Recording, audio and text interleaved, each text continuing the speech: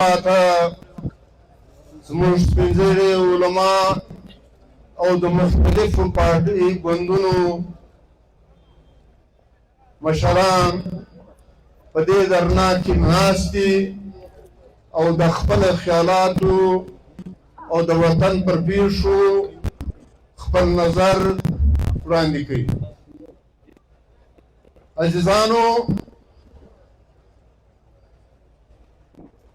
خوشحال خټک د خپل زوی په باره کې چې زوی کله وفات شو نو د دا پر دې موقع باندې دا شعر ووایي: ول کاشکې ځوان زوی چې د افغان په ننګ کې مړ وای، نه چې ننګور لره روان دی لتلتکه. زه آفرین ویم و هغه موندو ته چې هغه بچان زیږولي دي چې نن یې خپل سرونه د وطن په دفاع کې قربان کړ. دا وطن موږ ته چا په خیرات کې نه دی راکړی، دا پر کوم وطن چې ما او تا مستیو په سلاو په زراو کلو چې پر دې باندې ما او تا د ډېرو زورورو مقابلې کړې دي، خو وطن مو ساتلی و. نن پښتون زموږ د خپلې بې اتفاقۍ او د دې له وجې چې هغه نن موږ میرویس نیکه او احمدشاه بابا یادوو، موږ د احمدشاه بابا او د میرویس نیکه لار پرېښوله. احمدشاه بابا به دغه د پښتنو لښکر تیار کړي او ټول لوی هندوستان به ونیو. لیکن ځینې ناپوه تربرونه به په ځای د ماجت و محراب ته ناست وو، بیا به سرلغېدل ول هغه د زرغونې زوی یې تللی دی هندوستان یې نیولی.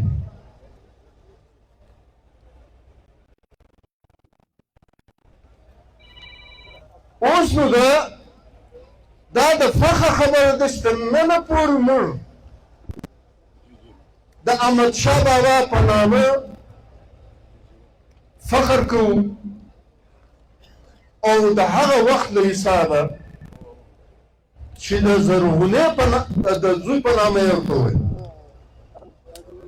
نن چې کوم پښتانه قوم ته ورپېښه ده دا خو سټارټینګ دی، دا خو اول وار یو ترغځی دی. اوس د دې ترغځي څخه دا وطن ته کوم اور لګېږي په دې کې به وچ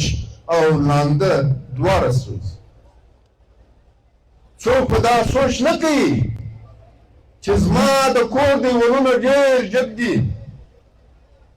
ما د کور پر دیوالو تارونه لګولي دي، خاردار کرنټونه مې کېله کړي دي او ډېر زورور ګېټونه مو لګولي دي. نه، چې حالات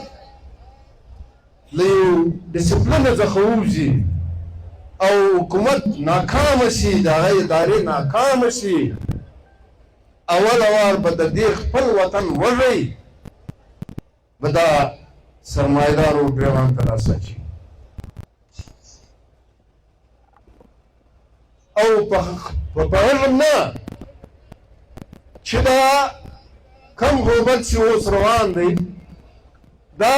له ننه څخه لس پنځلس کاله مخکې دغه نږدې په دغه ملک خداداد پاکستان کې په دا وزیرستان کې دا ټولې تماشې وشوې، لیکن بیا هم موږ زده کړه نه کوو. په وزیرستان کې دا تماشه دغسې روانې شوې لکه دلته چې اوس شروعات وشو. پکار دی چې موږ دا زموږ ځوانان چې پر دې لګیا دي په دا فیسبوک باندې په یو په بل پسې اوتې بوتې وایي دا د څه وخت دپاره زه خواست درته کوم ځوانانو خواست درته کوم چې د پښتنو د یووالي دپاره میسیجز کوئ هر څه چې کوئ دا نفرتونه ونه پیدا کوئ دې سیاسي ګوندو ته به خواست کوم چې د خپل منشور آئین د سسپینډ کړي د څه وخت دپاره چې په دې علاقه کې امن راشي. بیا د هر چا خپل سوچ دی فکر دی. نو بل زه دا وایم چې کومې کمیټۍ دي خو یو فرلت دلته ناست دی بل هلته ناست خوږمند دواړه یو هغه هم خوږمند دی دا هم خوږمند وطن مو هم یو دی او کومه کاروایي چې روانه ده دا د یو مخصوص علاقې لپاره نه دا ځله پیلاوږي دا له ژوبې راواخې هغه خو څلوېښت کاله پکې ترک په دا غوبل کې صوبه پښتونخوا لیکن ستا له شراني له علاقې راواخې بیا تر دا چمنه پورې پر دې باندې دا طوفان را روان دی د دې لپاره د یو بل مټې ټینګ کوي لاس په لاس کې سره ورکوي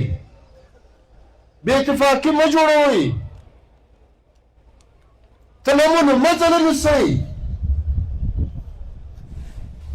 چې بیا وطن کې خوشحالي راغه وطن له دې ظالمانو پاک سوی بیا چې څوک کومه سرنا وی هغه د وی لیکن پر دې سرنا به څه خوند واخلې چې نن ستا قوم غلام دی یعنی په سن 1947 کې ملک آزاد شو لیکن پښتون خو نه دی آزاد شوی پښتونخوا اوس هم غلام دغه زموږ ورور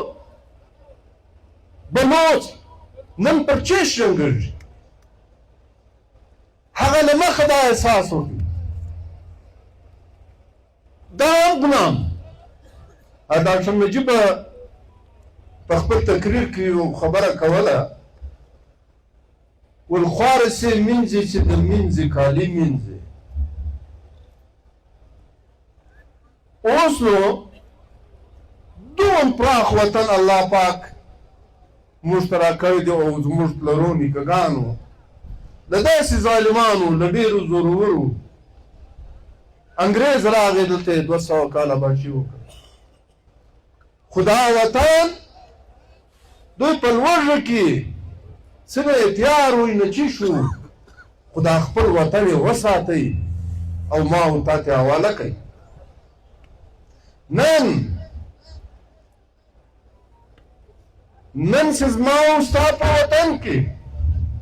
جدید حالات راغلو سیټلایټ راغلو اسمانو څخه د مځکې په نس کې قیمتي کاڼي پیدا کوي دا زموږ خوشقسمتي لولې یا بدقسمتي لولې چې موږ ته پلرو نیکهګان چې کوم وطن را ګټلی دی هغه د دنیا له هغه نعمتو ډک دی چې نن دا نعمتونه زما او ستا په اختیار ولې چې په سوو کلو ما او تا پر دې وینې هم په ولیدې او چوکیداري هم کړې د دې اختیار به د دې قوم وي د دې ولس وي هو ټیک دی دا جدید ټکنالوژي غواړي دا وسایل غواړي مالکانه حقوق به زموږ وي راځي چې د دنیا کمپنۍ ته راشي د یورپ کمپنۍ د راشي، د امریکې کمپنۍ د راشي، د چاینا کمپنۍ د راشي، د وطن له خلکو سره به اګریمنټ کوي چې څوک د وطن خاوندان دي له هغه سره به ناسته کوي، خپل شعر به سره معلوموي چې زه انویسټمنټ کوم، پیسې لګوم، دغه وطن ستا دی، دغه ستا حصه ده، دا زما حصه ده. زما د وطن، زما د غرو، زما د وسایلو فیصلې اختیار چا ځان ته پیدا کړی دی چې هغه ځي په بریف کیس کې د دې سمپلان وړي او د ټرمپ په مخ کې. نو خو وطن ته لاوارثه ولې؟ موږ میږ یو، وزې یو چې ته موږ دغه نظر اندازه کړې چې زما د وطن فیصلې ته کوي. دا جګړه د دې لپاره دا شروعات دی. ما زه خبر کله دا اخباري سوشل میډیا او دا یا په جلسو کې چې څه کېږي پر دې وطن څه کېږي، څه شی روان دي. ما ورته زه د دې خوا داسې سرې دوړې وینم، دا تقریبا 8-10 کاله مخکې هغه سرې دوړې دغه سرې وینې دي چې نن زموږ د ځوانانو د بچیانو پر پرشو په ډبرو زموږ د بچیانو د ځوانانو لاشونه پراته دي. له دې پکار دی چې موږ زده کړه وکړو، موږ یو بل تر لمنو نه ونیسو. زه ټول سیاسي پارټیانو ته، ټول قبیلو ته، دا د نامه دپاره دي. موږ پښتون یو، افغان یو، بیا د پهچان لپاره دی. هغه کې مختلف نومونه دي، لکه په کور کې د یو پلار بچي وي مختلف نومونه وي. دا زموږ شریک وطن،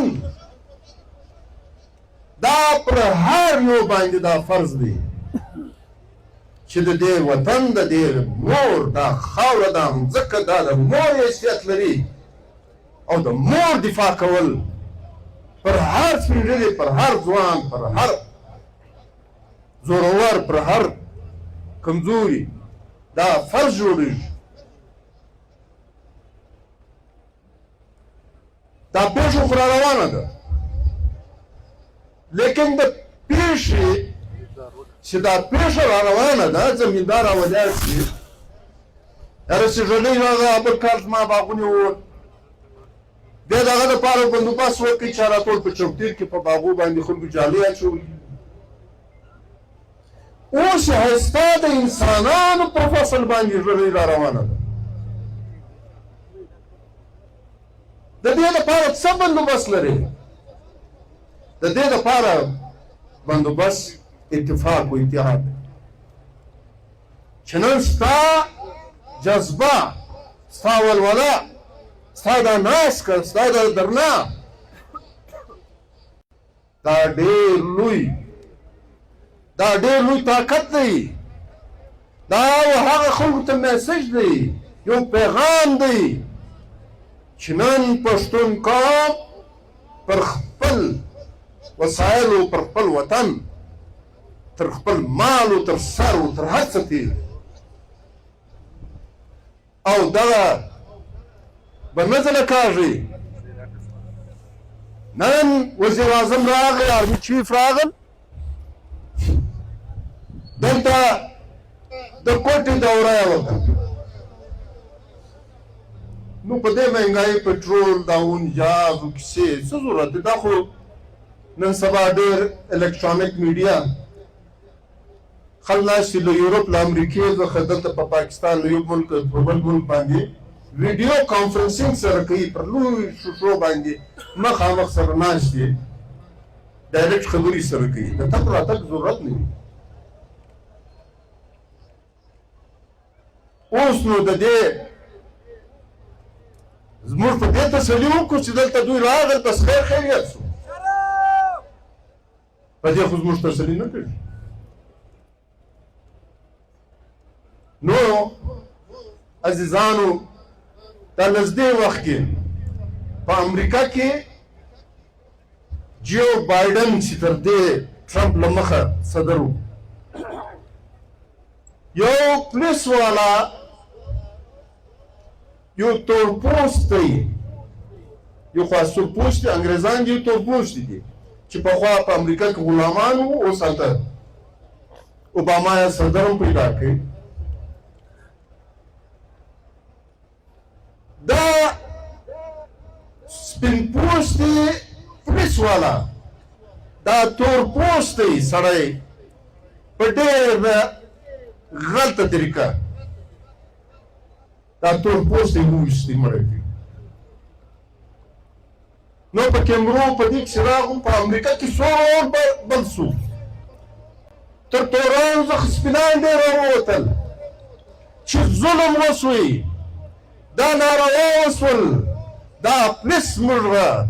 دا فوج موږ را دا به زموږ دفاع کوي او که به موږ په دا ناترسي وځي په امریکا کې دغه مظاهرې وسوې چې روس او چین میزایل ورغورځولو دوی نقصان یې نه وسوی لکه دا ولس و د دوی غصه او د دوی ولوله چې راووتی یعنې جو بایډن د امریکې صدر یې په دې مجبوره کوي چې هغه د دې تور پوستي چې دا وژلی و د دې کور مخ ته راغی په یو ګاډۍ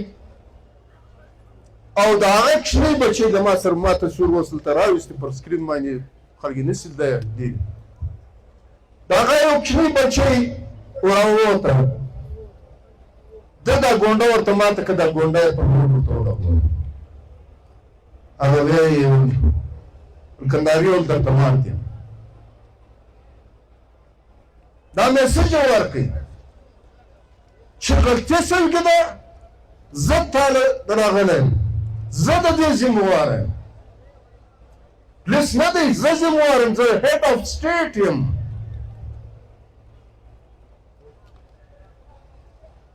او پر هغه ټایم باندې د امریکې ټول فوج او ټول پولیس پر هغه ټایم باندې ګرد د امریکا کې ګونډې ولګول دا د حکمراني دا د انصاف دا انصاف به موږ کوو چې ځان ته مسلمانان وایي لیکن دا انصاف نن په کفر کې سته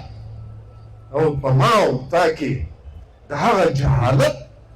د ظلم د جبر حکومت چې نن ټول وطن د پښتون او د بلوچ اخو نه حرامه اخو له ډېره وخته لګیا یې هغه د په حق نه دي رسولي ته راولاړ شي بیا دلته د جسټیلیز موږ وطن ته ولګول نو عزیزانو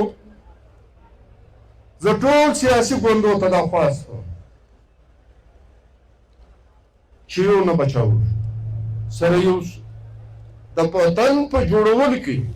او وطن چې کوم اور لګېدلی دی د دې اور د وژلو دپاره به تی سره یو کېږي او ځینې خلک درته وایي چې دا سیاست به نه پکې نه کوو دا سیاسي مسله دا پر خپل ځای سیاسي مسله ده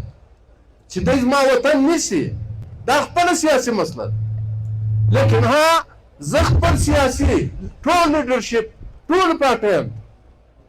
دا خواست کوم چې دا خپل منشور خپل هر څه چې دي دا د یو څه وخت دپاره شاته کوي او وطن مخ ته کښېږدي وطن بچاو کوي او ټول هغه قبیلو ته چې په خپل منځ کې بدۍ بدمرغۍ لري د خدای روی وطني شو چې دا ستا دشمن دا تربور نه دی ستا دشمن بل یو دی ستا دشمن هغه دی چې نن ستا په کور کې بچی پیدا شي دا 3.5 لک روپۍ د IMF قرضداره دی دا قرض چا راړل چیرې لاړل د چا ملک په جوړ شوی د چا صوبه په جوړ شوی د چا موټرونه په جوړ شوی پور ادا کوو به موږ. او بل چې دوی وایي دا شان تنظیمونه جوړېږي، پلانه جوړېږي، دا به خود جوړېږي، دا به خود جوړېږي چې ستا په وطن کې کومه بېروزګاري ده، کومه لوږه ده، دا ستا ځوانان بیلې شوه لار شروع شول، 15 بو 10 بو 20 بو ورته پنځه ووت. دلته شعار په نامه په هر شی دی. دغه ستا دا زما او ستا ځوانان مرجي په دې کې به برته کېږي.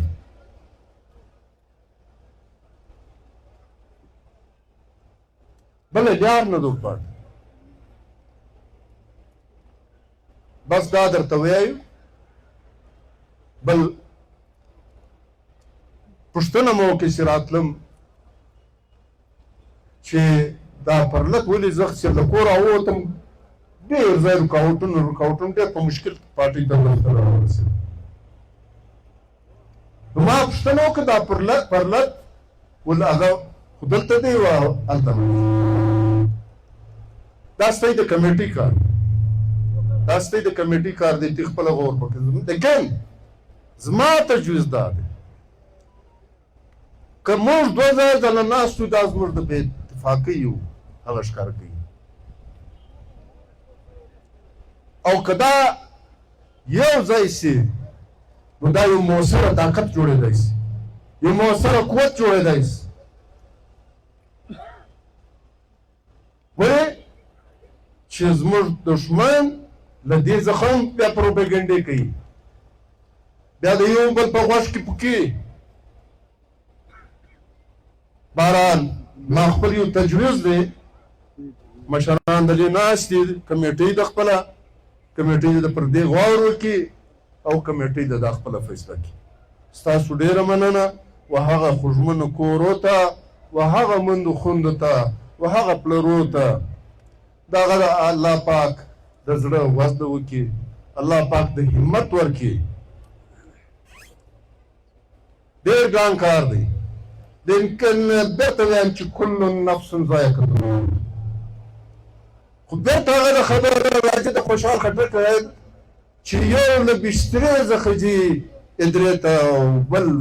د وطن په دفاع کې ګولۍ خوري بیا ځي ادرې ته. نو خدای دې موږ له هغه څخه کړي چې د وطن په دفاع کې خپل ملک موږ ټول. نو خدای دې د دوی د زړه وزله وکړي. الله پاک دغه زموږ بچیان وروڼه چې پر خپل وطن ځان قربان کړي، الله پاک د وطن په یووالي کې او د وطن په ژغورلو کې الله پاک د موږ هم دغه کار واخلي.